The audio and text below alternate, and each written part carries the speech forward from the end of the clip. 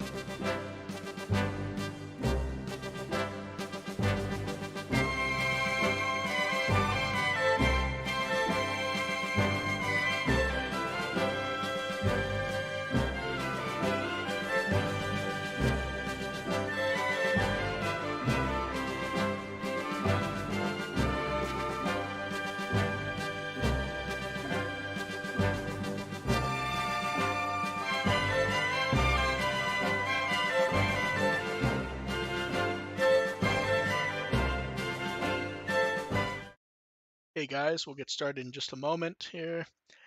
AR, why don't you say a few words? Okay. Oh, How they can definitely hear you. Dev, Oh, good. say a few words. This is probably more important because I'm on mobile data because my work's Wi-Fi is absolute fucking shit. I had to do an Anime Milwaukee meeting Friday night on data. I had to they wanted to do it on Zoom. I'm like, no, can we do it on Discord, please? It's like I don't want to have to process video data over data. Okay, you guys ready to go? Yep. Welcome to the With the Will podcast. We're here to entertain and inform a bit while talking about Digimon. I'm Mark, Run with the Will, and produce Digimon on Blu-ray. I'm AR Pulver, and I've been too out of the loop this week to come up with a catchy intro.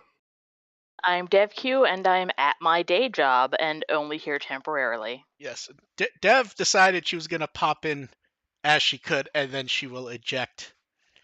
Luckily, I knew this beforehand, so I could turn off the slot blocker so Dev's face would still appear, because I had covered it earlier. Are you gonna cover it back up when she leaves? I'm probably not going to remember because I have the thing in a small window and I scroll down it, and the blockers are at the top, so nothing else can cover them. That's fair. Yeah. So Okay. I assume that it won't be on screen at the time, and I will just not think to scroll up. I'll only be here in spirit. It has been a week, and let us start with Ghost Game. It feels like we're falling into these episodes where they're like functionally standard and okay episodes, but because of what the show has been doing, they feel worse. And that's how C's happen. Yeah, it's weird. It's weird. I like the episode. It doesn't do it. There's no difference between this episode and the episode 4 weeks ago. Yeah, it's Angoramon is showing personality, and he still doesn't get an evolution. It combines aspects of several previous episodes, but doesn't really combine them in a way that feels refreshing. Like we've seen Angora flying off unexpectedly, and Rudy worrying about is he in trouble or is he just going off and doing something? We get cameos from those characters from all those other episodes also. Yeah, it's not like they're not aware of this. Repamon shows up. Not only Repamon hit them going, hey, you should go see your group and maybe they'll be able to help. And it's like that was one of the first Angoramon plot episodes was that. Yeah. Yeah, it feels like a follow-up of that episode, except it doesn't really build off of it at all. Except this time Rudy's like, okay, maybe this time I'll give him space and not worry about it, but I feel like I should. Also, this episode has the best example of episodic writing there actually is, in the sense that they're not paying attention. Because when you do episodic plots, you do have to sort of treat them as standalone even when there is ongoing stuff. But that's an issue when a couple episodes ago, Angoramon killed someone and was very upset about it. And this episode begins with him reading a samurai novel and Mock swinging his arm and, everything. It doesn't feel correct. Like, murder is okay. It doesn't feel correct with the last plot he was involved in. But murdering people's okay in fiction. Yeah, but that's also very episodic, to be 100% fair. That's an actual episodic thing I can understand. Mm-hmm. The stuff where, like, they're not doing anything with him is the issue. And then he gets possessed by the sword. I have to be honest, I forgot Museumon hasn't been in Ghost Game. For some reason, I thought he was. I was too. I was like, oh, we've like guy with a possessed sword. Apparently, like, this has happened in Ghost Game before, hasn't it? It was weird. Like, I 100% like, oh, we're gonna get a returning villain. Then I look, I'm like, oh, he wasn't in Ghost Game. No, he's not. No. I 100% remember him being there. It's very strange because it does feel like we're stuck in a rut to the point that we're not the only people who are like, weird, they're bringing back Museumon. And then later on you look and you're like, oh, he's never been here. He hasn't been in it before. Maybe we just imagine some other psychopath asshole with a sword. Oh wait, no, that was a nun. Possessed by a sword, he wanders around, really wakes up and worried about where he is, which we've seen before. And we've also not the first time we've seen just something. Him a pager. It's also not the first time we've seen the Digimon get possessed and turn on their own partners. That's happened before too. In fact, that was like 2 or 3 weeks ago also. That was more than that, but yeah, that's happened. And then I do like the camping mention from Gamamon, I will admit. Yeah. And then the best part is Hero stopping on, we've had this fucking conversation before about Angoramon fucking off. Right? And then We've Kiyoshiro done this episode before. And then we get the perfect sitcom moment where Kiyoshiro goes, Jellymon does that for days, which is great, and she pops in right then.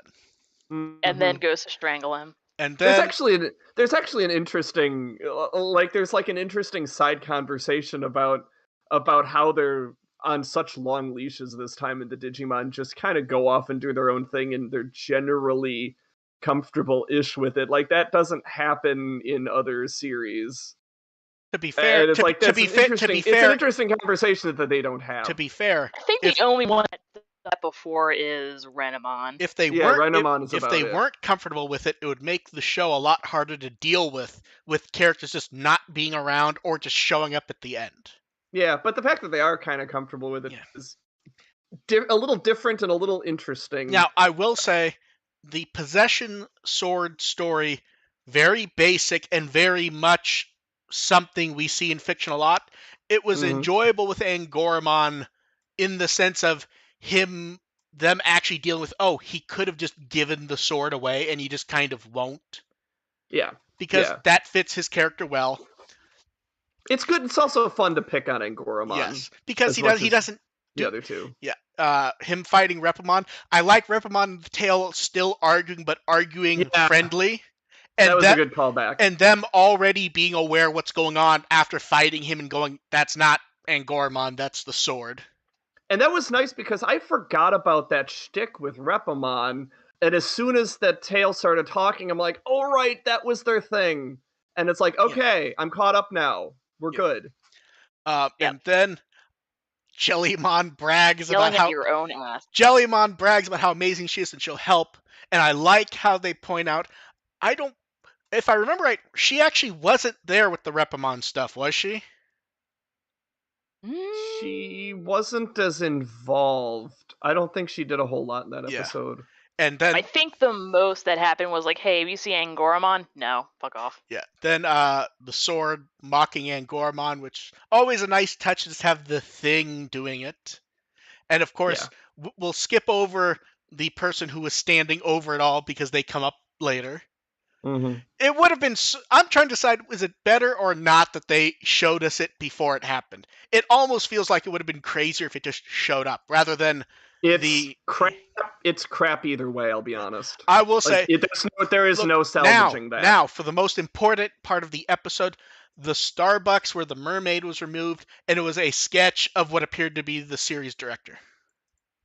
Oh, I didn't see that. That was fun. That's fun. Okay. Yeah, it was like a crayon drawing type thing, if I recall. And then Ruli runs off to the temple Angoramon mentioned earlier, which doesn't I know that is a normal plot thing, but it really didn't make any sense here to me. Nope. No. It also makes the fact that he was into that whole samurai novel make even less sense. Well, it's one of those things. The only reason he's reading the book was to mention the location. Yeah, and then but she could go, he could have been reading a different book leading to a different location. No, but that's what I mean. Yeah. And then Kaos Gamamon stops a sword attack. Kiyoshiro runs in. Tesla Jellymon evolves, and she does her. I always forget the name of the rapping attack. It's the rapping attack. I'm not looking. Rappy Dappy is what we'll call it. Sure. Then the sword tries to grab her. It tries to grab Kaos. Kaos zaps back to Gamamon, which diminishes the actual plot they appeared to be trying to set up with Kano Weissmon.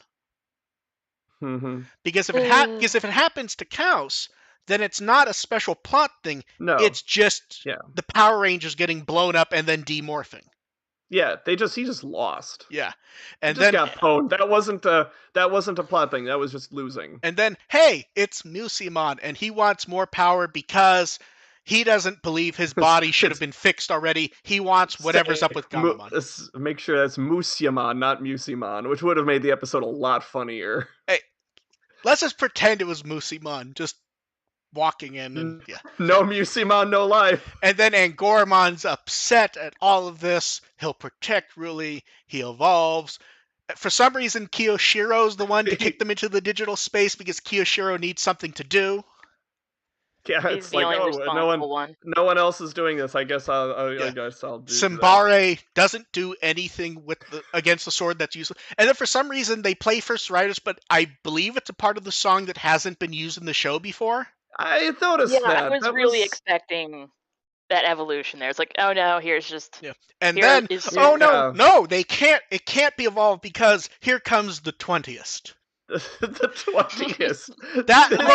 Look, here. It doesn't matter whether or not he had been teased earlier in the episode. This part is random, and Here's the thing. It wouldn't be random if the show had done the proper setup earlier to what is going on. Because here's the other.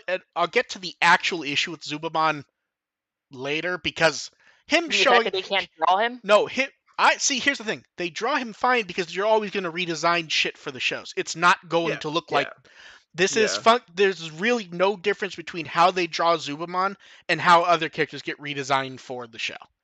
It's just Zubamon. It's just Zubamon's been around for half a decade and he's drawn more detailed than others because of the design.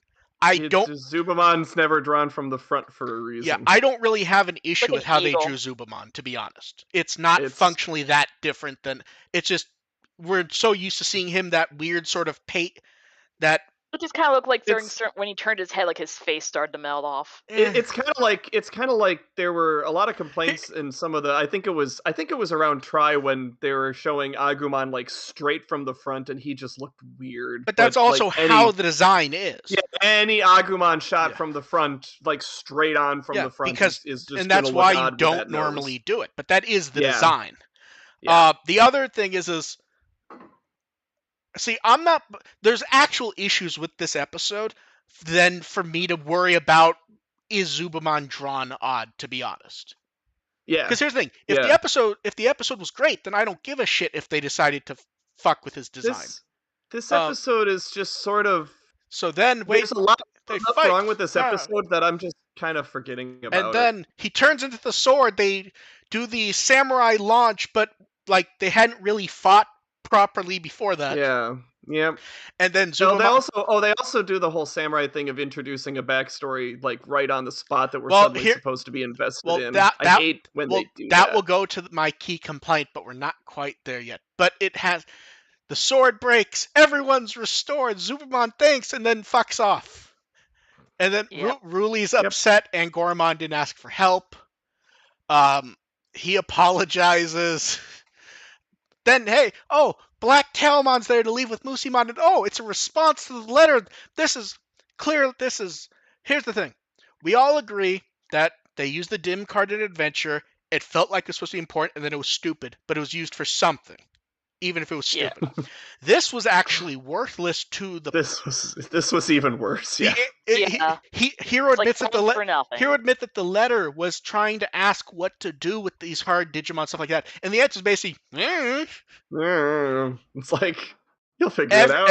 But here's the better part: everyone cringes except for Hero, who isn't shocked at this. So why ask in the first place if that's what you're expecting? Just because he's trying to do something. Now anything to make this to get this resolved. Now, and as the episode ends, que sera sera, whatever will be will be. Now here, yada yada. Now, are you ready for my actual issue with them using Zubamon? If you go by the plot itself, we should actually never see Zubamon again. He's not there for any plot-relevant reason. He's there to get revenge against the villain of the week, which he did. He's the Digimon. Here's the Appmon that the main Appmon link with that we see once in their feature episode and completely forget about. He's like Navimon.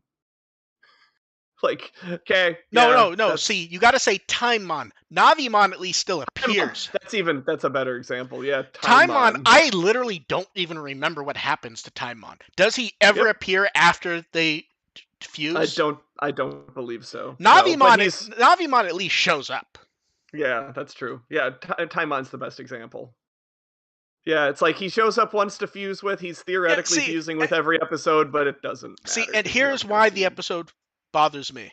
I find some of it interesting, and I would say it's mostly fine, but it just doesn't do anything, and it asks questions that need answers while ignoring them, and it just has no interest in it. This episode, like, the only appreciation I have for the non-result in Hero's Letter is it makes this episode and the Splashmon episode completely irrelevant, so when you watch this again, you can skip both of them. Oh, that's horrible, but true. Yeah, like now, like if you're doing a machete order of Ghost Game, you can now skip both of these and you're not missing anything. Here's the thing, like because I hated that about the Splashmon episode is that this is semi-plot relevant. So not anymore. No, see that's the weird thing. Like you can actually argue about if that dim coordinate adventure had any meaning at all, and it had very little. But it was at least an item that was used before they discarded it completely. Yeah. This actually had no point to even happening. Yep. That is the weirdest part of it. The only takeaway from all that is that it shows that Hero is at least trying to do something. It's failing, but he's trying. That's such a minuscule takeaway, and that's all you get over what should be something fairly important at this point. Yeah, and so the new cast, Zubamon's Minami Suda, her first Digimon role. Probably Yue and Yuri is what most people would know her from.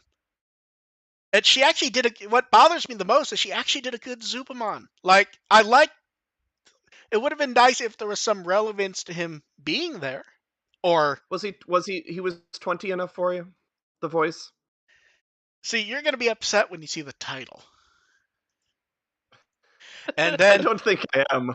No, you won't be. It's very obvious. And then Musimon, as long as it's a 20 pun, it's fine. Oh, it's 20 and 25th. 20 and 20. Musimon is Masashi Ibarra, very big actor. This is his first Digimon role. And AR, because you requested it, after we go over some of his anime roles, how would you like to know his English dub roles? Oh, yay! So first up, he's Might Guy in the Naruto Boruto franchise. He was Alastor in Shakugan no Shada. And then, Japanese dub voices for English content. Are you ready? Let's go. He was many Generation 1 Transformer characters, including but not limited to Ratchet, Skywarp, Teletran 1, and Spike. More than meets the eye. All right. In various Evil Dead content, he's the voice of Ash. No shit.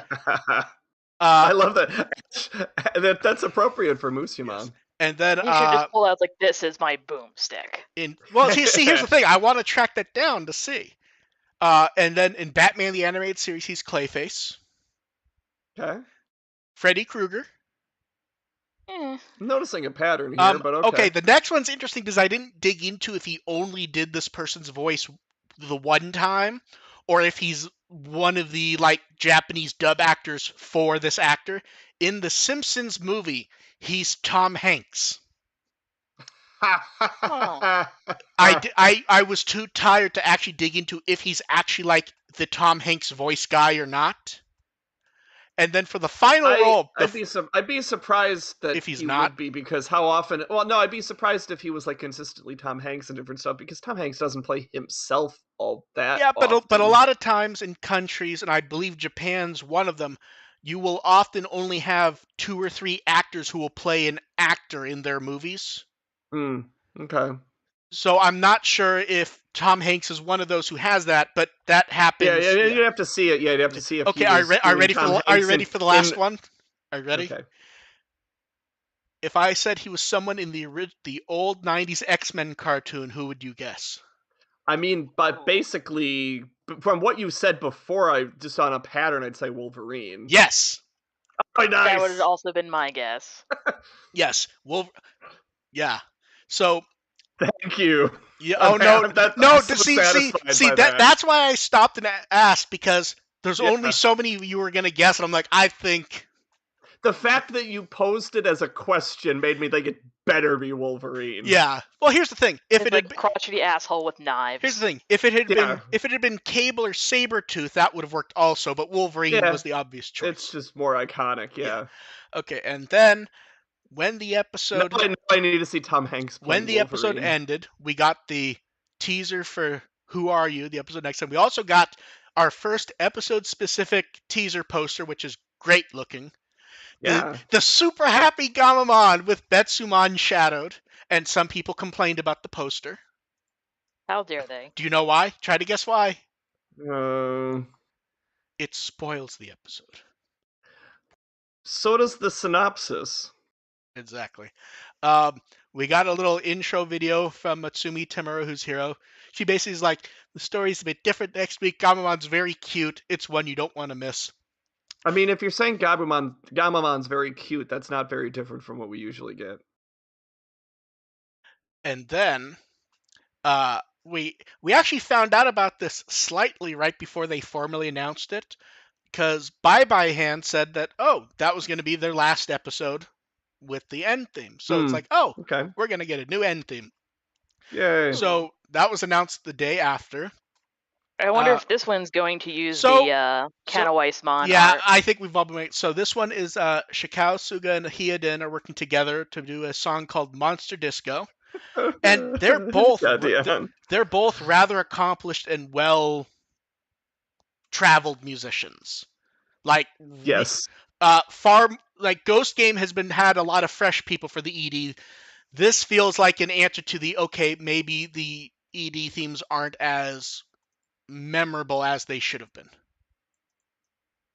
I have expectations for these guys. Yes. Hiyadin I keep associating with, there's a silly Mario video on YouTube. Yeah. Or probably Nico first. That's like my main association with Hiyadin. Ghost Game has had a lot of fresh musicians, which is good, but it also feels like there's not been the energy you need. You don't feel Digimon-y. So Suga's done music for Boogie Pop Phantom, the Death Note movie Honey and Clover, Tagami Bachi. I'd never know X-Holic. I don't know how you pronounce it. I think it's just supposed to be Holic. I'm saying X-Holic, and I don't care. That's fine. Hunter X Hunter. And then Hiyadin, Hunter XXX Hunter. Look, so he's weird because, as I recall, for a number of period, there was a decent period where I think people thought he was an amateur, and he's actually was a well-known musician before using the name. And it wasn't until he revealed that he was in fact the same person. He's done music for Bach and Test, Bodacious Space Pirates, Gabriel Dropoff. Is this the one that made the Mario thing that made me cry like a bitch? I think so. Pokemon Sun and Moon, Nichijou, Toriko. Both of these are very accomplished musicians. The producer said that you should be able to imagine the Digimon dancing to it. Was what the producer said. Absolutely. This should be I'm expecting a bop here. Yes, this should be a dancing song. which has arguably been a flaw, especially with the Ghost Game music and on Mhm. and off for the Adventure 2020 end themes, was they weren't necessarily danceable. They were something that had one good beat and then you moved on and that was it. Yeah. Like the only one that was like kind of upbeatish was the second opening, which didn't quite do the Q. job. I think he means Ghost Game. Of Ghost Game. The second Ghost Yeah, but Game. here's the thing. ending. Here's the thing. I don't remember any of the Ghost Game end themes. Like, if you asked me to remember any of the beats, nothing. Mhm. Yeah. I know the second one was kind of Yeah. the closest thing to danceable, So but not really. So the digital single for this will be out July 13th. This will be used this weekend, so we will not have to wait long. We already have the cover art for the single, and we'll have more to say about that cover later. And also, can we just point out that in the one photo, he's just standing at the beach with a umbrella? That is very much like an over-planned music image that you want to think is not planned out, even though it is not raining. He's just standing with an umbrella and sunglasses. And that, I was going to say maybe it's a parasol, but no, that is an umbrella. Yes. Dude. Yep. And then we have the 25th anniversary. Maybe that picture. Oh, that's Suga. So Yeah. I was going to say that's a reference to Peach, but So we finally have the 25th anniversary logo nice and large. I still really like the logo, to be honest. it's solid. We have it's a little more involved than they usually do. We have the social art, which Agumon and Numamon and Tyrannomon are happy. Devamon looks like he's going to murder someone. He's just trying to be polite. Yes, because he got paid to be there. Yes, he is. And then we got the announcement. So first up, they're doing the first museum exhibition type thing in a while. I love the key art for this. It's so neat having Agumon and Gamamon there. Yeah. It feels like it should be on a card as well. It feels like, well, here's the thing. It feels like if you go to it, you'll get it on a postcard. Yeah. I like the museum logo being in the style of the original Digimon logo. They talk about history of art. There'll be toys, anime stuff, video game stuff, product displays, new art for the 25th anniversary. There'll be the first. We have not gotten one of those Digimon Project videos in a while, have we? No. No. The last was last time I was like, oh, in production. No. Was the last one when the V came out? Yeah, with when they showed the we got the finale one, which showed the whole thing Gamamon put going together, and then they did the V right after. So this is the first one we've gotten in 7 months, which is wow. They were pumping those out for a while, like every 2 months or so. Like I don't think I was gonna say I don't think we got a new one at Digimon Con. No, Nope. we did not. No. So this is only 3 days. It was very confusing at first because a number of news outlets were calling it DigiFest Museum. They were seemingly getting confused because it's done like in tandem with it. So at first I thought there was going to be like a mini museum at DigiFest, and I'm still not convinced they're not because they've done that before. So this will be at the Bell Saal Akihabara. None of us are going. Admission's free. So, yay. Someone go in and take pictures. And then the product news began. The 25th anniversary Vital Bracelet BE. I love how stupid this is. And I don't mean that in a mean way. This is the kind of stupid thing you should do on an anniversary. Absolutely. I am surprised that my first guess of what it would be actually happened. It's neat. Dev, I think the only thing that your guess didn't line up with is, I think you mentioned the colored frames. I said it'd be nice if they had like the cage. Okay. Around it. Okay. I thought you meant the color. You meant the texture. Yeah, that they're doing that's neat though. Here's the thing, and I said it on Twitter. This is the type of stupid stuff that should be done for an anniversary. Anyone who's like, no, it needs to be serious and respectful of the history of the brand. Silly bullshit. No, exactly. This is 100% what this should be. There'll be and speaking of should be, should be going back to work now. Okay, Dev, we will catch you later, and we will continue. Farewell, everyone. Bye. Oh no, I remembered to block her out. Bye, Dev face. Yeah. So AR, the set.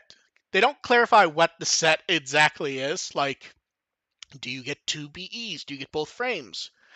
There will be a 25th anniversary dim card, and I feel like the photos already tell us what it's going to be, which is the LCD sprites, which is a nice little Sure. touch. What I do like, though, was the announcement that it would have that dim card is that dim card will get a general release in the fall. That is not Yeah. going to be exclusive to the premium Bandai set. You will be able to buy that dim card specifically as a general release item. I appreciate when they do that. I appreciate just saying from moment one, like in the past they've done the right thing, but they've done the right thing after it's had to be pointed out to them that that's kind of shitty. Well, yeah. I mean, the marketing instinct is to induce some urgency. Yeah. But it's also crappy to do to that. Well, it probably if it's fake, if it's not really it urgency. probably also helps that the BE is not out yet. Yeah. So they're not tripping over themselves over their own sales. So this will be up to pre-order in the next few days based on dates and times, probably tomorrow, actually. Because it was July 29th, which means tomorrow in most cases. Then they announced they referred to it as a Digital Monster VPET reissue. We don't know what could be different. This feels like when they announce this we'll find out what such a 25th anniversary Digimon would be. A lot of people seemed very confused that they didn't announce the 25th anniversary Digimon that day. They generally are not going to announce it until they can sell you a toy. Yeah. Yeah, so I would expect some update to the 20th, and they'll call it the 25th. It sounds funny, but yeah. Oh, I made a mistake, and someone pointed out July 29th, not June for the 25th B. For some reason, my brain said June. The months are kind of blending together this week, and I get the confusion. I didn't even notice that when you said it. I'm like, yeah, it's this week is July. Yeah, I'm also because up until a week and a half ago, I was planning to go to Anime Expo. Now I'm not, so now the days are kind of like blended into some weird mishmash. Mm-hmm. So yeah, and then the fun one. Expo's this weekend, isn't it? Yes. Huh. And then they teased a silhouette of a D-scanner. And they teased there'll be new Digimon anime-themed LCD toys. Now, a lot of people went, they're going to do what they should have done for the 15th anniversary of Frontier. And no, they're not. I'm 99% sure this is going to be a Super CSA. Yeah. They've teased that they're going to do that. That would be my expectation here. They've teased they're going to do that. That's what I expect to get. Yeah. And then a lot of this stuff was also teased in Mon Mon Memo, mostly a setup, nothing like exciting and new, but it's nice when Mon Mon Memo pops up and it's to remind stuff rather than like spoil things. Because sometimes with Mon Mon Memo, they tell you the fun, obviously another thing, they're like, there's 1 day left to pre-order it. If you don't pre-order it, you don't get this Digimon. Go buy it, motherfuckers. It's nice when they don't do that, I think. And then they also announced apparel, which I'm always torn on apparel because I'm not going to fucking buy it, but I know people who want it. So yeah, it's just something I'm going to want, but I'm just not going to. So we get Metal Greymon and Tyrannomon shirts. Now, I think they used this logo like in the 15th anniversary, didn't they? It looks familiar. They've used it or something like it somewhere. Something they use often, but it's familiar. Yeah. Then a hoodie. The front shows Digital Monster with an egg and an Agumon spread. In the back, I like the split use of. What's weird is they use it so much better here than they did on that card set. The classic profile art. Yeah. Like, they actually use it in a good way here. With the logo in the middle. This will be sold first or exclusively at the quote-unquote DigiFest Museum. This is where I saw DigiFest Museum, and it confused me because DigiFest always sells this kind of stuff, so it appears to be just the museum, though. Yeah. But we will see. And This feels like the sort of thing that you'd sell online afterwards, doesn't it? Mm-hmm. And then we get Anime Expo news. So, the Bandai panel that is Friday will be streamed. That is their general game panel. There will be Something Survive, and Habu will be there. That will be streamed on Twitch and YouTube. I suppose I'm going to have to check that out then. And then, to make it more confusing, because as far as I know, this has not been announced in English. It's only been announced as part of the 25th anniversary stuff. There will be a Digimon guidebook given away at Anime Expo for the 25th anniversary. All we have is the English cover, but based on the image, it appears to be an upcoming V-Jump special, like a V-Jump guidebook that's been translated and is being released in English first. Like, it even has a little V-Jump logo there, but it's all in English, so that will be at Anime Expo, and I'm sending someone to grab it. Yeah, really. Yeah, and the part that makes me feel bad about doing that is obviously anything that I can get someone to go grab for us all to see, I'm doing. This 100% is going to be like a nice PDF released online, like right after. Oh, for sure. Yeah. And then they announced earlier today, we already knew it was happening. We didn't have the details. Habu will be there to sign stuff. They'll be giving away that new Survive key art as a poster.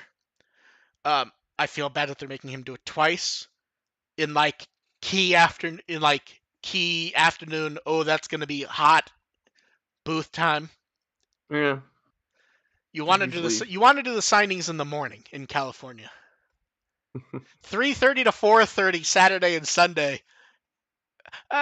Friday and Saturday. Sorry, yeah, Sunday's gonna be dead at that point because everyone going home. That's what we're putting. You should see what Kitsune is putting their guests through for autograph signing sessions. I just remember when I was waiting for the Digimon panel and it was 10 a.m. or whatever. I remember Habu walking by in the full suit setup, and then Kinoshita showed up. He had on a Digimon shirt. He was drinking cold Starbucks.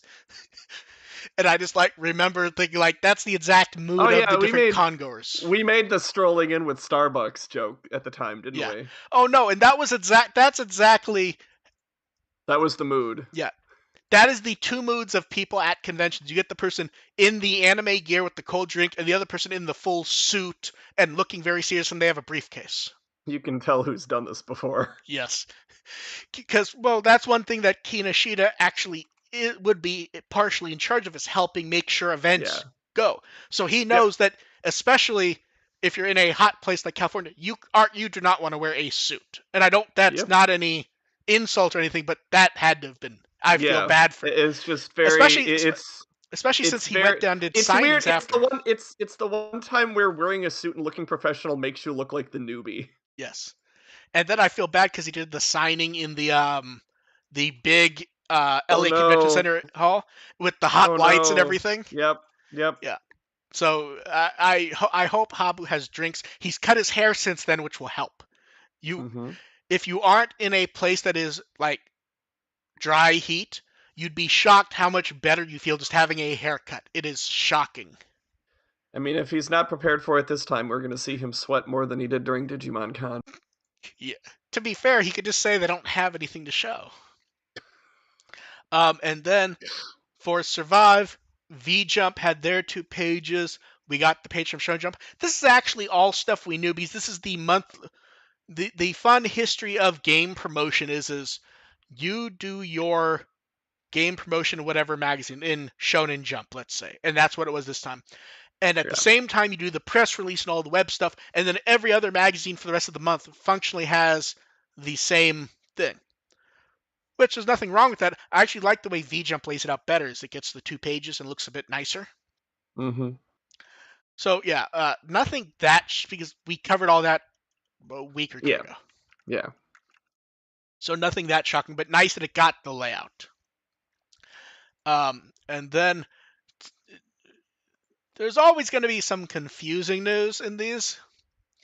And the Vital Bracelet is coming out in the UK at Zavi, who ships internationally and has warehouses all over. They have the black, they have the white, they have the special with the Vmon dim. They call them exclusives. They have the first 2 waves of dims and the EX Adventure dims. And the reason it's confusing is it's the Vital Bracelet. It's not the Vital Hero. And to make it more confusing, the marketing text was mishmashes of Vital Bracelet and Vital Hero. Oh no. So nothing super wrong. 99% of this I would say is worthless because this is all available cheaper. Unless you want a brand new Vital Bracelet special and don't want to go through an intermediary or an import shop. I would say most of this you don't need. Although the dim cards actually aren't a bad deal at 22 each. It's just kind of strange. Because I saw they put up a teaser before they announced it, and it just called it like Digimon Vitals, and it was just the yellow one. So it's like, oh, are they gonna do like the special one here, and it'll be exclusive to a few stores like Zavi? It's like, no, it's just I don't know what's going on. It's very strange. And then they showed off the Vital Bracelet BE and the cartoony art in V Jump. The main new details were new evolution routes in adventure mode, which is as expected, but it can hold 4 Digimon now. That apparently has some confusion also for how many can be active and how many in storage, because that can wildly change the number. So we will see. Every time I see the renders of the BE, something about the build looks slightly odd to me. And I don't know why. Something just feels slightly off. But we'll see what pops up there. And then the last bit of V-Jump stuff was they do the Ghost Game. I will say this. I love that they previewed the Lamortmon thing right before the episode. And it's not there because people were... Oh, no, I love that because people were 100% going, well, it's Lamortmon for sure. V-Jump said he'll show up in the future, and that issue just came It would have been a more coherent episode if it was. If it was hit, like Lamortmon instead of Zubamon. Yeah, like it would have been like overly predictable, but it would have made sense. Yes. They show off the Figure-Eye Standard Dukemon kit, which people have now. I think it's one of the nicer looking kits, don't you think? Mm-hmm. And then they tease Digifest a bit more, which... Yeah, the Dukemon is one I might... That's probably the one I would target. Yeah, and that one's not even that expensive, and it looks so nice. That one is like 25, I think, has been the price that various places have had. That's a great price for a model kit, especially when it looks nice. Yeah. And then Card Deluge. So we get clean art. We get the V-Jump previews. We get clean-ish art. Holy Dramon, Trial of the Four Great Dragons, Missamon. I like that the set is already confusing people who decided what it was going to be ahead of time. Because people are like, no, it's going to be based on the Pendulum Progress Dragon's Roar, because it has Dragon's Roar in the name. Then Seals Dramon and Tank Dramon, Pamumon, Parasamon, and Hydramon. You know what the weird thing about Pamumon is? I look at the new Pamumon card art, and my brain goes, didn't he have this like borderline exact... The problem is, you can only pose him so many ways without do the cartoon flying thing. He's cute, but not very versatile. Then Agumon, Gilmon, Gromon, and Megalogromon. We already talked about a lot. The Gilmon one I like, even though it looks something about the perspective is kind of odd. Where like you know what I think it is? The camera looks like it's low and looking up at him, but the perspective on him is not. Yeah. It's like they've angled him to be straight on. Mm-hmm. Yeah, it's a weird angle. I do appreciate he seems to be like kind of on a constructions. It's very like episode he was born in Tamers. He kind of evokes that. Yeah. Which is nice. Then we get Baby Demon and Dracomon. I don't know why. And there's 2 Dracomons, and they're both about to get the shit kicked out of him by the guy in the back. Commandramon, which looks fucking great. I always love the D Brigade I ones. think that's a new artist. Oh. I don't think we've seen this sort of not quite CGI style before. It shows up in a few other, like the Dark Dramon one. The Dark Dramon one I like. Feels a bit too obvious as, oh, it's the angel pose, but evil. I mean, yeah, it's a good a little bit of positional irony in that almost. And now we get to talk about two cards that I like the art, but there's almost nothing to talk about with them: Mega Seedramon and Plesiomon. This is definitely those are water types. This is Mega Seedramon, this is Plesiomon, and they definitely were drawn with the exact same pose. Is all I could say about them. Here's the thing: I was struggling to figure out what to write about them because it's like they're a reference to each other. Yeah, when I was writing the actual article, it's like I don't have much to say about these because they're just kind of. It looks very nice, but they're just kind of there. They are awfully blue. Yes, they are. And then we got the promo poster, art of Vidramon and Arrow Vidramon with the adventure partners. Oh, this art's so much fun. And this is various references to the horrible games that we're not going to play. How you doing, Ryo? Yeah, I will. We got enough fun with that last week. To be fair, the art is very good this week. Although it does suggest who here's the funny part. And you'll know what I mean. Anytime anything's announced for the card game, people decide what the cards are going to be. And the U.S. solicitation info mentioned that, it will have characters from Digimon Lynx. Mm-hmm. And people decide that meant, Lynx is a sub-theme. It's going to be full of Lynx cards. No. So here's the thing. And people went, that means one of the Tamers cards is going to be... I forgot her name. Yeah, right. I don't remember it either. The Navigator. You know who I mean, though, right? Yeah, no, I know. So here's the thing. Based on the cards that are out, we actually know how many Tamer cards there will be in this set. It appears there will be 1. So, is it going to be Rio or her?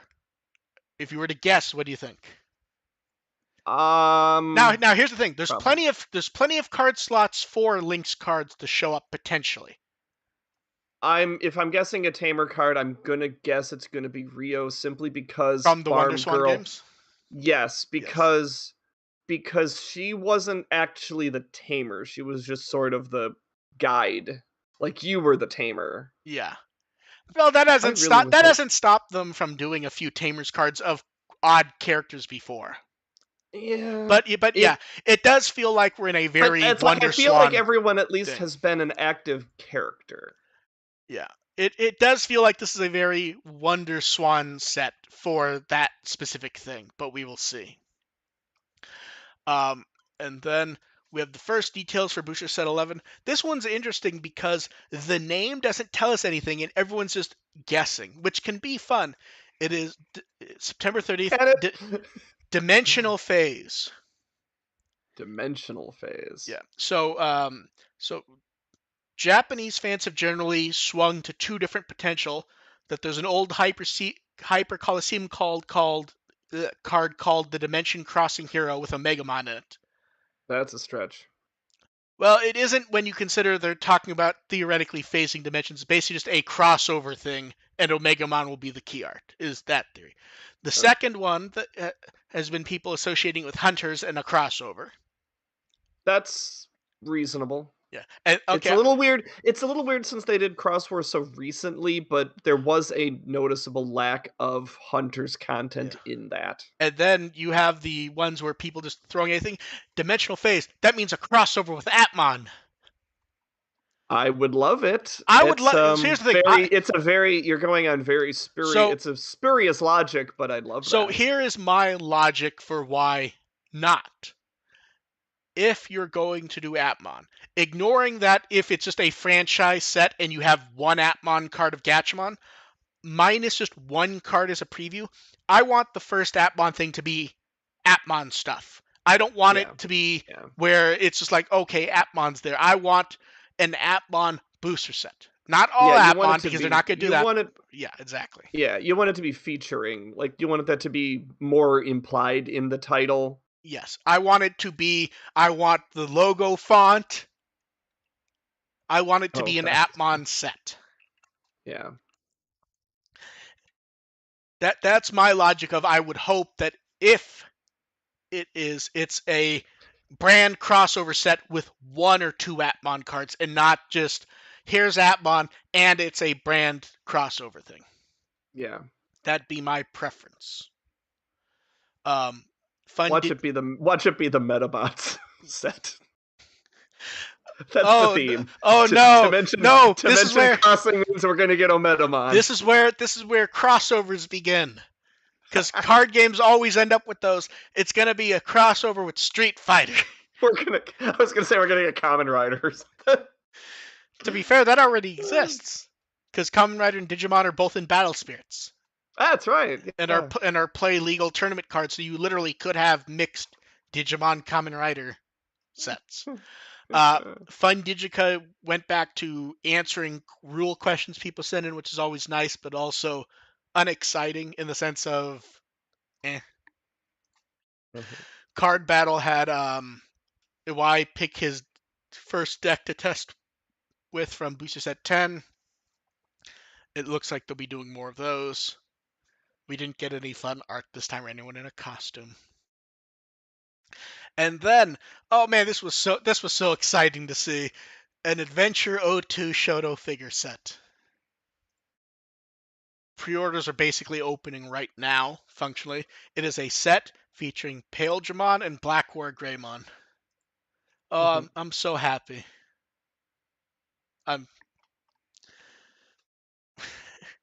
The Pale Dramon looks so nice. I'm so happy with the figure. I think it's nice to get Pale Dramon some love. Yeah. Oh no, they point that out actually. Yeah. Because they announce it as part of the Bandai Candy blog, and they're like, Pale Dramon's a really popular character, but it tends to get overshadowed in products because of Imperial Dramon. Imperial Dramon, yeah. And they actually say they think the last time there was a posable, movable Pale Dramon figure was when the anime was running. They've all been static figures since then. Yeah. I mean, yeah. So as far as they're concerned, it's a natural fit. It's posable. The waist cannons can pull up for Death Parade Blaster. Nice. It comes with 2 little effect things that you can stick in to show it blasting. It comes with stands for Death Parade Blaster, so you can pose them as you want. Then Black War Greymon. It looks like there's slight remolding from War Greymon. It also comes with a Dark Gaia Force Ball. Based on the article, it appears you have to have Black War Greymon on the stand, because I think the idea is the toy can't physically hold it without tipping over. So you have to use the stand. And here's the nice touch. They point out, very important to Black War Greymon is the Dark Towers. He's made from 100 of them. They can't include 100, but they're including 5 Dark Towers.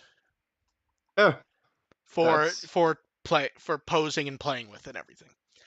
And they literally went, we're sorry, we can't go so far as to include 100, but we hope with 5 of them you can add to the atmosphere. I would have expected 1, pretty honestly. Damn good. Yeah. So like 5's going the extra mile. Yeah. Pre-orders for that are opening about now. The price is 6,000 yen, ships in November. That's about $55. That's not bad. It's not like retail price for the basic store ones, but that's really not bad, and I really like that Pale Dramon. Like the Death Parade Blaster pose is just like exactly, and they even point out the goal was to have when the figure does that pose was to have you be reminded of the CGI evolution. So yeah, that's neat. The Dark Gaia Force Ball is. I will wait until I see that thing actually on the stand holding it, rather than the the Photoshop ones.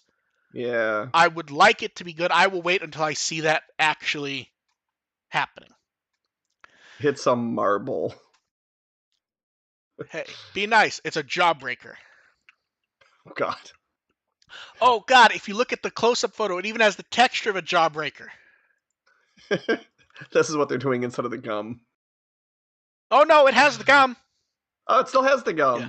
There. I sent you a photo of the ball. Doesn't that look like a jawbreaker texture? I don't look at Jawbreakers that closely, so I'll take your word for it. Okay. But yes, it comes with one piece of gum. Because it's a set, so they don't include two. Rip off. Yes. But I'm very pleased with how that looks. And then the craziest dumbass figure they've ever made. Dynaction Omegamon.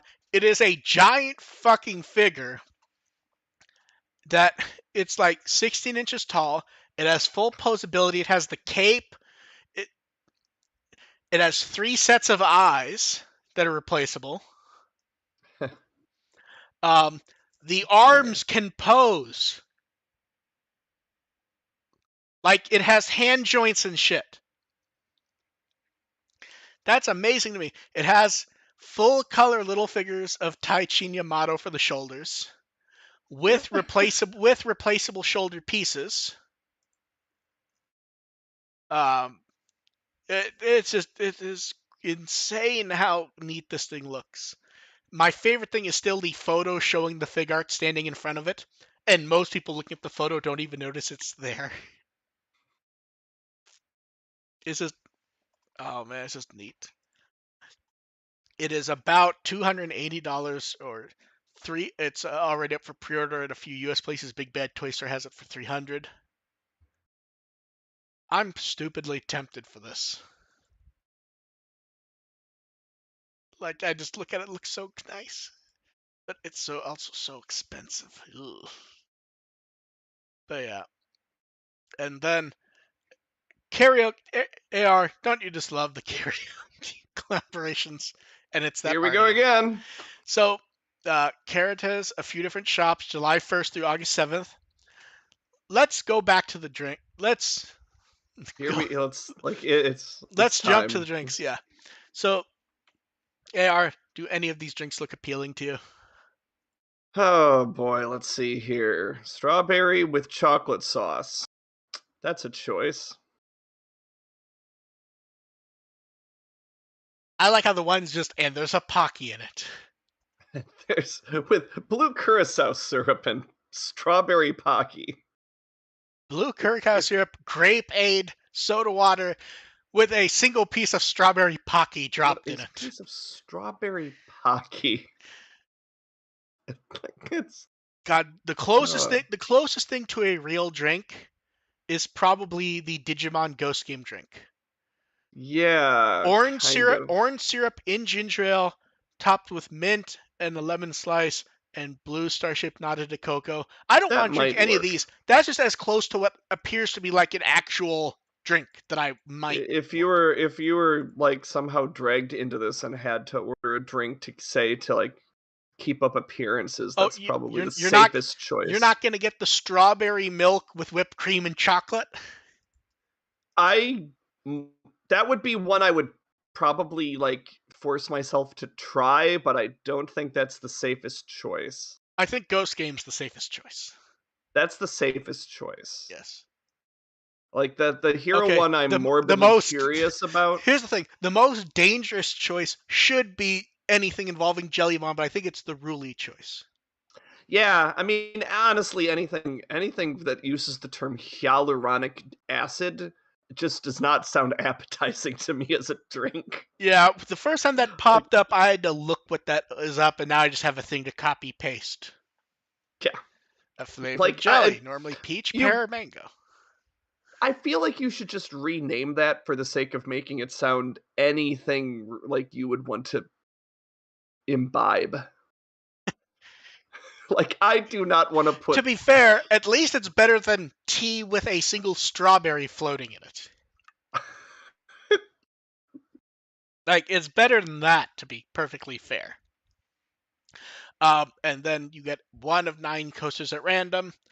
So the art is the same as the cover for the ED4.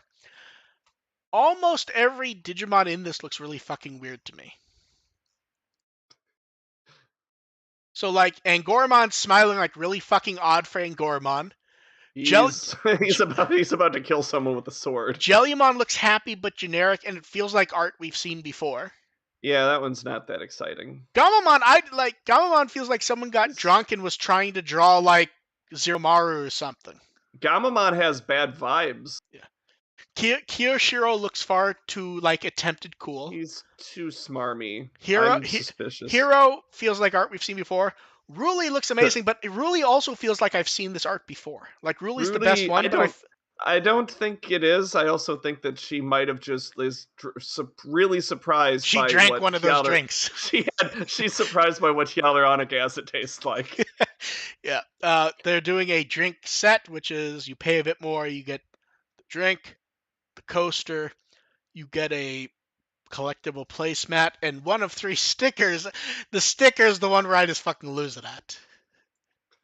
Because the sticker's like half the page of the actual like showing off what you get. Mm-hmm. And then the products, we get keychains, can badges, and acrylic stands.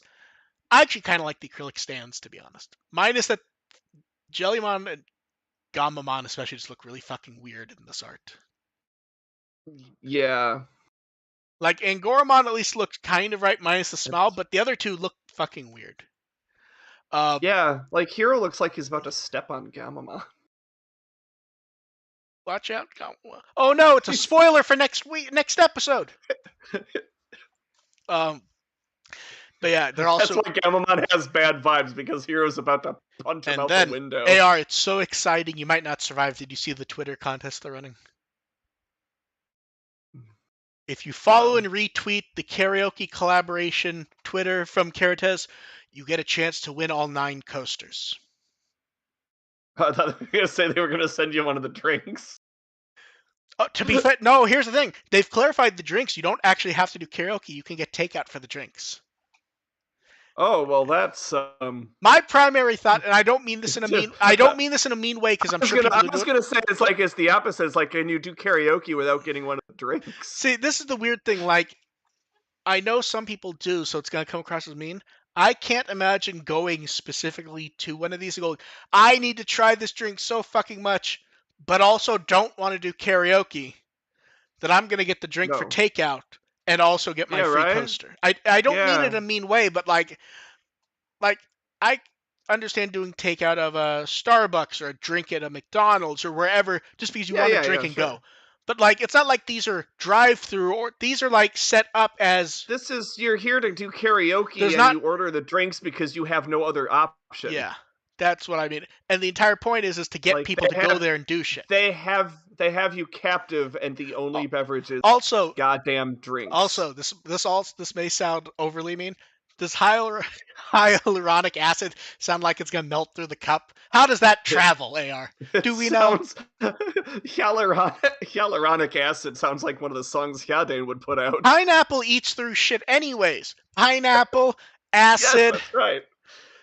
Pineapple acid. Okay, no, seriously. Okay, so look. Pineapple syrup, pineapple juice, acid jelly, whipped cream.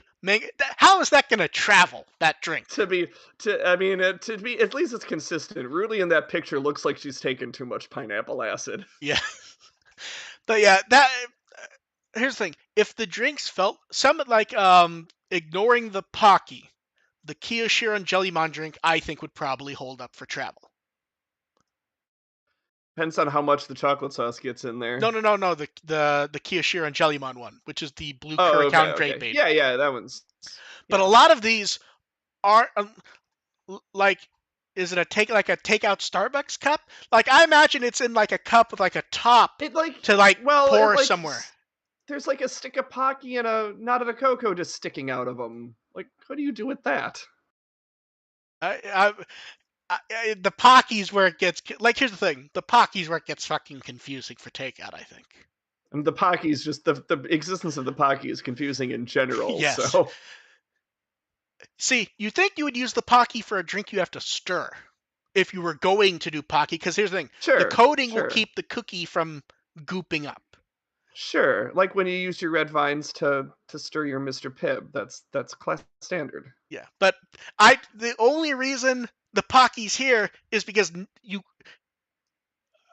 why not just throw whipped cream on it? They throw whipped cream on other drinks that doesn't make sense for.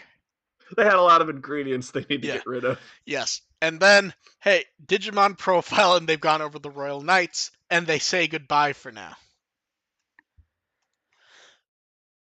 This one's odd because there isn't a lot of new Royal Knight stuff here. No, it's pretty standard. Like, other stuff, I feel like I've actually learned something. Whether or not it's had new information. Well, see, they bring stuff back that it's like, oh yeah, that was the whole thing. I think this is one where they go over everyone, and the idea is that most people are not going to know all of this stuff. Yeah. It just happens that these are the ones that we're most likely to know, I think. Yeah. Also, they conclude by reminding us the Royal Knights are, in theory, supposed to be good guys, and that every time they're presented as evil is supposed to be, like, edgy and refreshing. Yes. And then Agumon Hikase says goodbye. He's taking a break. Digimon profile's done going on now. sabbatical. He's going on sabbatical because he's traveling the digital world to find new information. Now, what's interesting is I just realized I may have read this wrong. In fact, everyone else did also. Read it. Going back to what he says, it may not be ending. He says he's not going to be there. It's just going to be Terriermon. Well, Terriermon Joshu is the only one left. See, I'm pulling that up to double check that now, actually. Like, what does the actual text on the page say? Because I just realized that may, in fact, be wrong. Maybe Terriermon Joshu will come back and he's dressed like Indiana Jones. Okay, no. It does basically say they're pausing the updates. Yeah. I just went with a more flowery translation that confused me at the end. No, that's yeah. And when they come back, it may or may not have and it may or may not have Joshu coming back being Indiana Jones. I feel like they have to bring Joshu back. Terriermon Joshu must return. Yes. With his tie. Yes. And then new poll. Who's your favorite Digimon from the V1, not including Potamon and Koromon? Now, here's what's interesting. Before we get to the normal mockery, that there's 3 Digimon from that line actually harms the chances of one of them winning. Yes, that is true. Because Agumon, Greymon, and Metal Greymon are all popular, but that's where you could easily get the vote split between them. Mm-hmm. Possibly. So congratulations to Agumon. Yeah, that still might, like, even split 3 ways. Agumon still might carry the field. Yeah. So you think Agumon's gonna win? I'd still bet on it. See, it's hard because I would say most of these, even the less popular ones, are reasonably well-liked Digimon, especially since the only people who vote in these are reasonably hardcore fans, so you actually can have some oddities. So I'm actually curious. Yeah, I think Agumon will win, but I think it's going to be spread out a little more than we saw with some of the more other recent polls. Who do you think is going to be last place? Betamon? It's actually hard because these are all popular, I think. Yeah, I think either Betamon, I think Mamemon might. Betamon, Meramon, Seedramon, Airdramon are the ones I would say feel like most likely that they could be overlooked. Because Mamemon people like that little motherfucker. Yeah, they do. Mamemon I didn't see him up there, which probably lends itself to not doing well. That's not a good sign. True. Yeah, so we'll know soon-ish. See, this one could either be very boring or actually very interesting, I think. I think the fact that it's really straightforward makes it kind of interesting. Yeah, because there is no twist here at all. Like, there is no... Yeah. Like, some of the Frontier ones we mocked, but there were interesting choices in those that could have swung things around, I think. Here, and of course, they never came close to doing that. But here, these are all... Even the least popular of these are reasonably well-known Digimon that have their fans. But these are the OGs, so like they're all gonna have their share of supporters. Yeah, it's like I think that having the Agumon line dilutes it a little bit, but beyond that, it'll be really interesting to see. How I 100% think that's why they didn't do Botamon and Koromon, to not like dilute stuff that much. Yeah. Also, those are the little ones, so the babies. And then new art from the Toei Museum to celebrate the 25th anniversary of Digimon. They picked Joe and Gomamon, which are nice choices.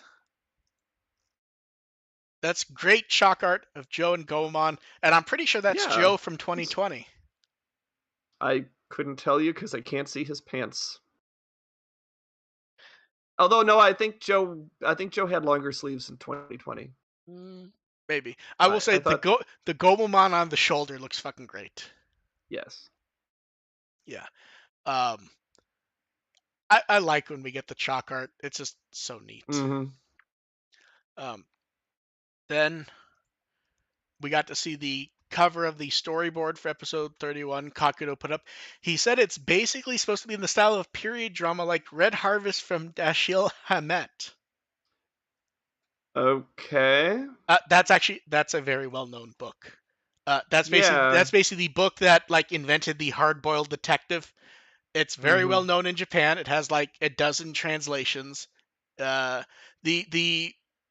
wording seems to be that they picked it because it inspired some Kurosawa movies. Sure. And that appears to be why it's there with the sword and the face. Mm-hmm. Poor Angormon. Mocked right up to it. And then the profile art of the 20th himself, Zubamon. Yay. I don't know why you were in this episode, but yay. I To still be like fair, you, Zubamon. if they planned for the episode to air that day, we could have said it was like going to be like the beginning of a handoff to the 25th anniversary from the 20th. But they didn't mean to air it today. There was a hiatus. Yeah. That's the funny thing is like he's not 2050th enough for us. Do you think will be a 2050th, or do you think they'll drop that gag? The gag never even made sense for Zubamon, did it? It's just 20th sounds way better than 2050th. So I hope that Zubamon can own that forever. Like that 20th plus 5. And then we have questions. No, let Zubamon have this. And then we have questions. You guys in the chat can throw yours up. First one was Diego wanted to know if they were to expand Agumon Hakase to include evolutions, should it just be the Greymon line but wearing a lab coat, or should they do more with it? And he would love to see Rise and Blitz Greymon randomly show up with lab coats. Metal Greymon in a tweed jacket. Oh God, like an old British stuffy professor. Stuffy old British professor, but it's Metal Greymon. Oh, that'd you know good. You want to see it. That'd be good. Then someone wanted to know, do we expect any real differences between systems for Digimon Survive? Not really. Resolution, maybe resolution and frame rate limits, but that's about it. Yeah, because I feel like it feels like it's a basic enough game that it'll like whatever they put on the Switch will be kind of the default. Maybe this time sleep mode will work properly. It's not like a game where you have to. It's not like the resolution's going to be the graphics are going to be so good that it feels like the Switch version feels like a downgrade. Yeah.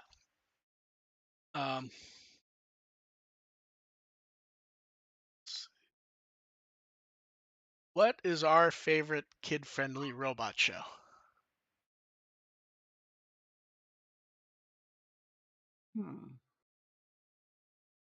Trying to think of that off the top of the head. Yeah, kid-friendly robot show. How about instead of favorite, one that some of the audience may not have heard of and will terrify them when they find it? Oh God! Small Wonder. Oh no! Oh my God! AR just remembered what Small Wonder is.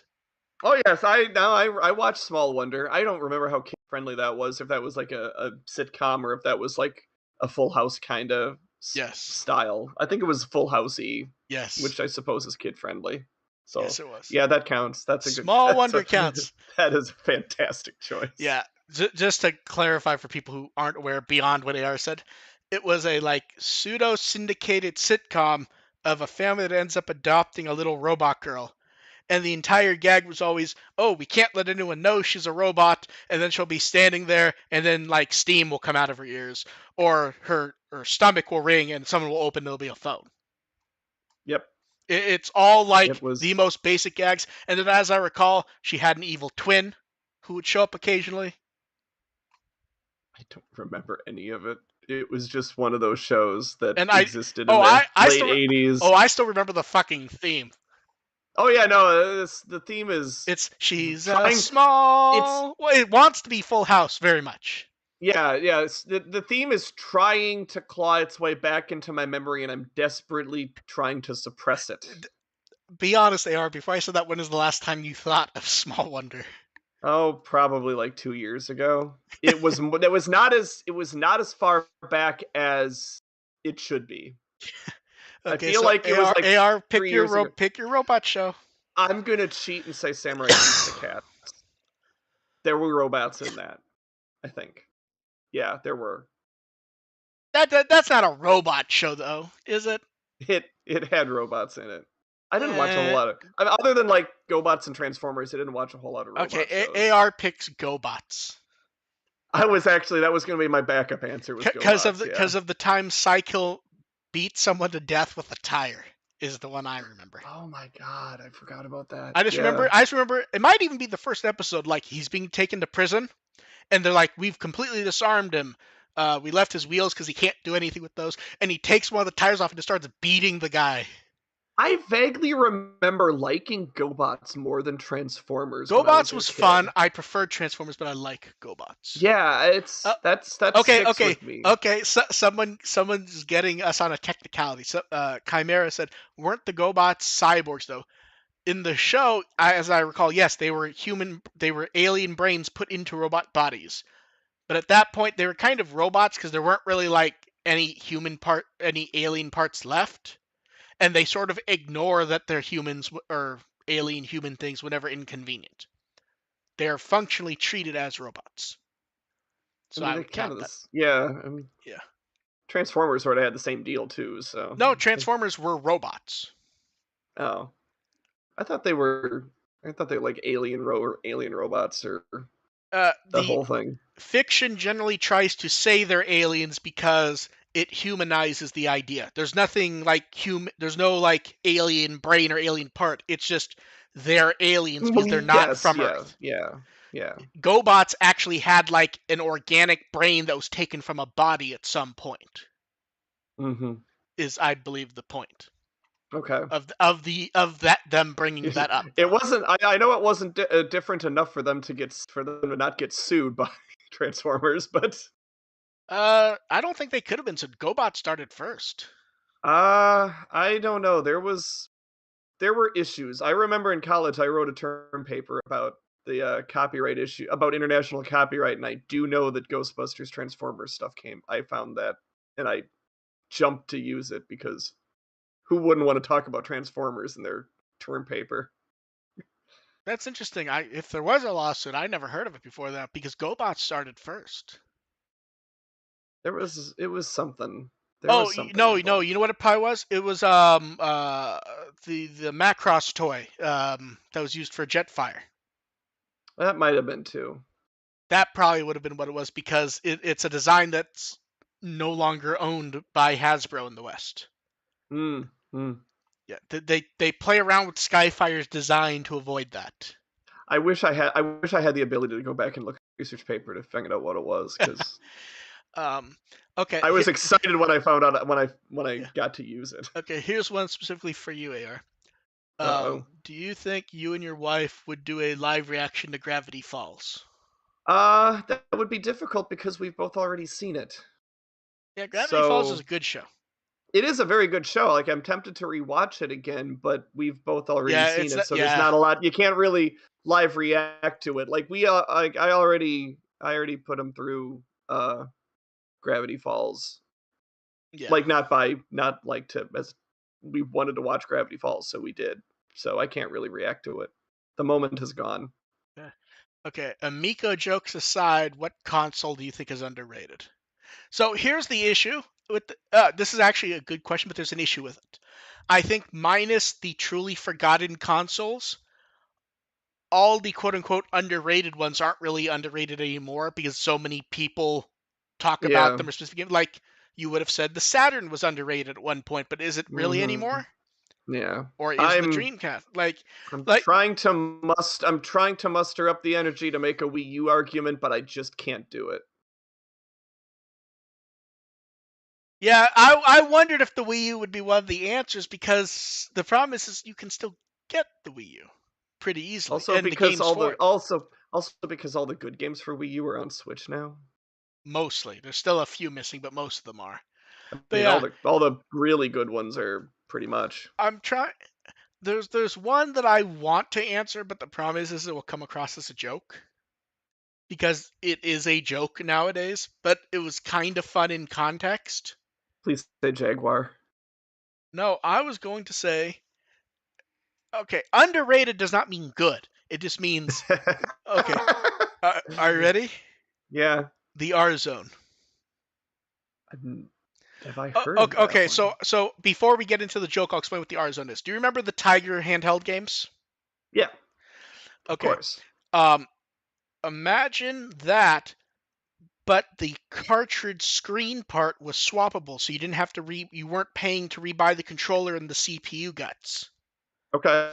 It was I like but that. now here's the thing: the first R Zone unit was trying to go off of VR, so it was like you had to strap it to your fucking head, Oh no. and it was red and horrible. But they made actual like You handheld. notice no one, yeah, nine of us can't bring up Virtual Boy as underrated. Oh, I have two. I like the Virtual Boy. The Virtual Boy is not underrated because it has a handful of good games, but as a whole, it's kind of junk. Yeah. Yeah. Yeah. But yeah, the original R Zone, it's unwieldy to use, which is an obvious issue. But I'm saying, like, the concept of, as a kid back then, getting the Tiger games was kind of fun, even though they kind of sucked. Yeah, no, And I'm it sending did, but it's pictures. like Yeah. I So put so I put in hours into Home yeah. Alone 2. So in the photo that I sent, and chat will see this also. Do you see the red thing under the logo? You can pull Yeah. that out, and that's the screen thing, and the mirror bounces it into your eye. Oh. So it is effectively Tiger Games, but you could swap cartridges and get them cheaper. It's fucking That's horrible, but I think it's underrated yeah. because in the era, people got those games and you liked getting them, even if they were stupid as hell. What era are we talking about though? Like 96. Yeah. Like, I'm not That's saying it's good. I'm just saying, I mean, I'll still happily mock I it. think 96 is a little too late to be into those, to really Oh, enjoy those kind of oh, games, absolutely. and trying to do it like this is just a No, little too absolutely. much. Yeah, here's the thing. There were ones later that were not stupid. Like, there was one later, it was called the Super Screen, and I actually had that one also, where you'd put the same cartridge in the back, and it just had like a big display thing. And it was like a countertop mini arcade thing. See, I like that better. Yeah. Yeah. Oh, the idea is stupid, and it was stupid. I'm just saying that if you grew up with Tiger Electronic Yeah, Games, no, the idea of having a swappable console of it is not that strange. I'm not knocking the games. I just think the Oh, countertop the games that suck. The games suck. yeah, they are what they are, Yeah. but that works. The super screen idea And it jives wasn't better red. with me And for it those wasn't kinds red. of games. Well, yeah, It I think was it was basic black and white like the Tiger games. yeah, Now, here's the thing. You could not pay me to play a Tiger game now. no, Yeah. it's the 90s. Yes. We worked with what we had. Yeah. But yeah, so I could appreciate that for the time, especially when, it doesn't need to use a TV, but you have swappable games. You don't, it was interesting for what it was. It was still fucking horrible. I'm just saying it's it's too easy to mock it, which I I 100% will do. Like I said, I put way too much time into Home Alone 2, Yeah. the handheld, when I was a kid, that No, I cannot see besmirch Tiger games. here is how you mock the R Zone. I know this because since Classic Game Room did it, everyone mocks the R Zone in the exact same way because it's brilliant. He would put on the R Zone and he'd start screaming about, "I'm now in the R Zone." And he would tint the entire screen red and just start going, "R Zone, in the R Zone," and just Oh no. walk around holding an R Zone in his hand, trying to shove it on his coworkers for the show. That feels like a Family Guy parody scene. Well, to be fair, it's such a cartoonishly... Because here's the thing. How do you even do a video about it? You can't get video out. You're recording No. something, and it used reflectors and everything. So you're trying to aim at the camera at the reflectors so it looks worse. So at some point, you just have to give up and just start screaming about the R zone. You got to take my word for it, guys. This is amazing. Oh no, it's fucking horrible. I just think this is better than pineapple acid. No, pineapple and acid. AR, get it right. Pineapple and acid. And acid. AR, Ramon wants to know: do you think Betsumon is going to be a good choice for Ghost Game, or do you think it's just going to be Cross Wars and forgettable? Betsumon is always a good choice.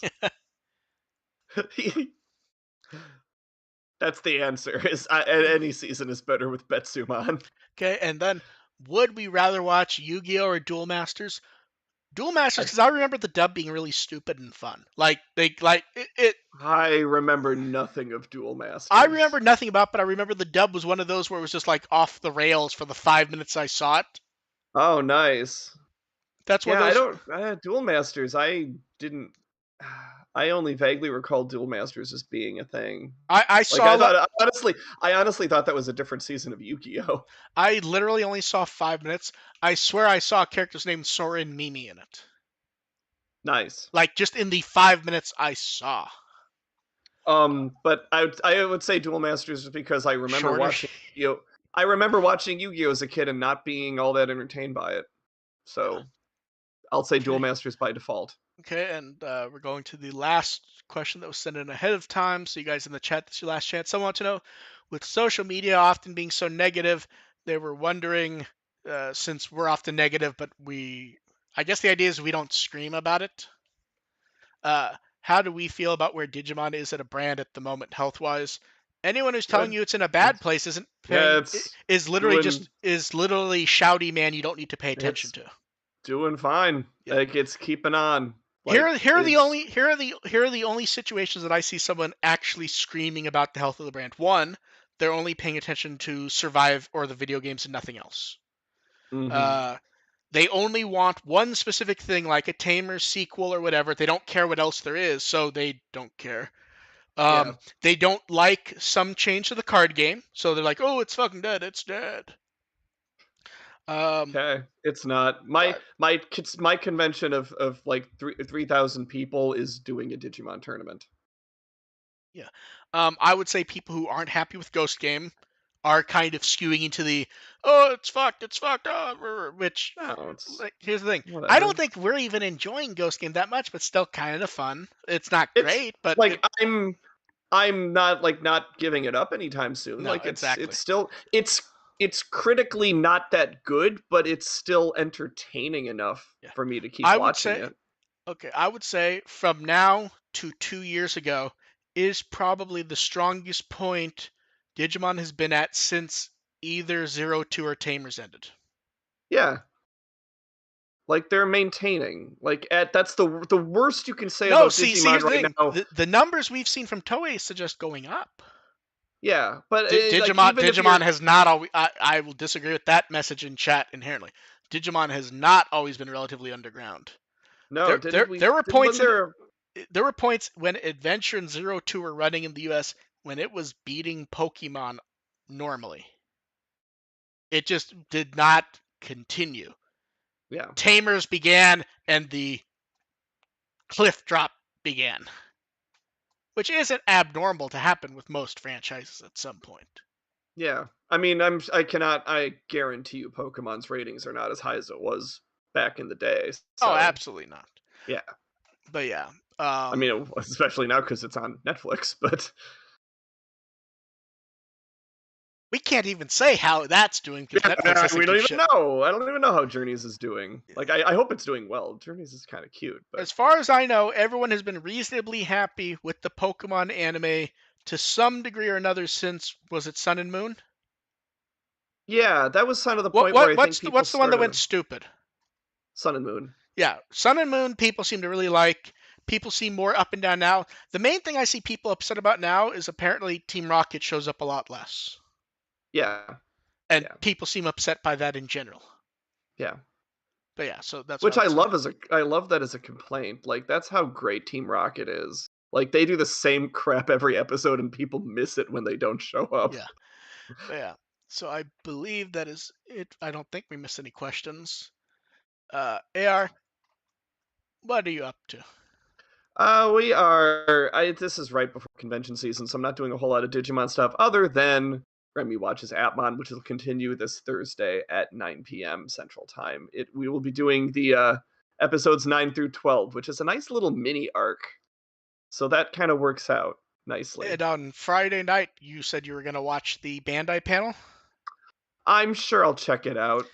At the moment, I will be home for that. I don't know if I will be home on Saturday for the actual Digimon stream.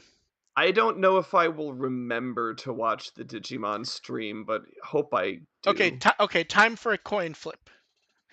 Do you think the main crux of the Digimon stream, like the big, more important part, will be the recording of the Digimon section from the Bandai panel? Like, do you think that? Okay, let's make the question more fair, so it's not. Do you think that will be a major part of the Digimon stream? Is just that part of the Bandai panel? It's hard to say. Like, I need to know. It's like, is the Bandai panel, like, is that going to be kind of condensed? Like, what else is in the Bandai panel? Like, do they have to kind of condense it to like a couple minutes, or do they get like a full? It is a Bandai hour and a half long panel thing. Yeah, They've said Habu will be there. Right, but it's like if they can only do I would say at least 10 to 15 minutes will be Digimon. At least I would say. Then I'd say that's probably going to be the key part of it. Yeah. Okay. We will make Dev pick an extra topic next time for people to read. I was gonna say Repamon this time, just because it was probably the most amusing part of the episode. Okay, we do have a last minute question. Sora wants to know, will the stream be the normal time next week because it's July 4th? Don't know at the moment. I don't have plans. Yeah, so neither do I. If there's no plans, the answer is yes, but I don't think we know at the moment. I'm doing all of my Explodies stuff Sunday night, so. Yeah. Realistically, based on, because one, my preference would be for Dev to be here next time. She obviously, yep. Her work schedule changed at the last minute, and there was just no way she showed up as she could. My preference would be for Dev to be here next week, but I would expect that we probably will be here next Monday. Is my expectation, but I will figure it out with Dev, because I don't know if this was one time or ongoing for Monday. We will figure that out, though. Yeah. I can be found at With the Will as always. You can find me on Twitter at First Agent ARP if you're interested in the. You aren't going to send them to the weird Tumblr that's like kicking people out? Yeah, Tumblr changed their share links, so their URLs are different now. So I got to figure out what's up with that. As far as I can tell, if people read the article, it's fine. But if they scroll past the article by even an inch, it blocks the screen for them. If you're not logged in, it's like, hold up there, partner. You need to log in or have an account on Tumblr if you want to keep reading. Yeah, it's not very user friendly, and I gotta figure out. It's not user friendly, but also like it's trying to like be friendly about it, but in like a really like piss poor shit way. It's trying to take it. It's trying to use Tumblr's own interface instead of the frame that you can create for your own account. Like, you can kind of create your own layout for your page on Tumblr, unless you use that link, which you're just going to Tumblr, like the timeline. Somehow I accidentally ended up in the interface that only shows yours, not theirs. I don't know. Yeah, that's... 1 second. Let me give you this link so you at least have it on hand in case you didn't. For whatever reason, this actually pushes... Yeah, that's the link that should be... That when you use the share link, that's the one that had always been used before. Oh, the share button's pushing a different link, is what you're saying. Yes, that's what I'm saying. I thought you meant the actual address was changing. No, the address, that's the same address as it should be. That's what it used to be sending you to. Now it's sending you to something you were using different. The share button. That makes more sense now. I thought you were You're using the short URL thing. Yeah. Okay. Yeah, no. I thought it was pushing every address. It was just wait. Well, No, I it's didn't. doing No, something because I just used the short URL and it took me to the same one. yeah, it's messed up What the like that. hell? Because Okay. I've always been using the share button and just That's changed fucking weird. something. So I'll Okay. figure it out. I'll figure it out for Sunday. I'll figure it out next Yeah. week. Because like people, a few people even asked me, and I think a few of them were even in Discord, like, Mark, do you have a Tumblr account that is the reason why you're able to not get fucked up with this? And I'm just like, I don't know what you're talking. It looks fine. And then I scroll down a bit. I'm like, oh, yeah. Yeah, So you don't want to admit in public that you have a Tumblr account. no, I said last time, like, I made a Tumblr like 15 years ago where I just posted random nonsense, and I think I used it for like a month, and it's still sitting there. My Haha, avatar. Mark. Everyone laugh at Marky's on.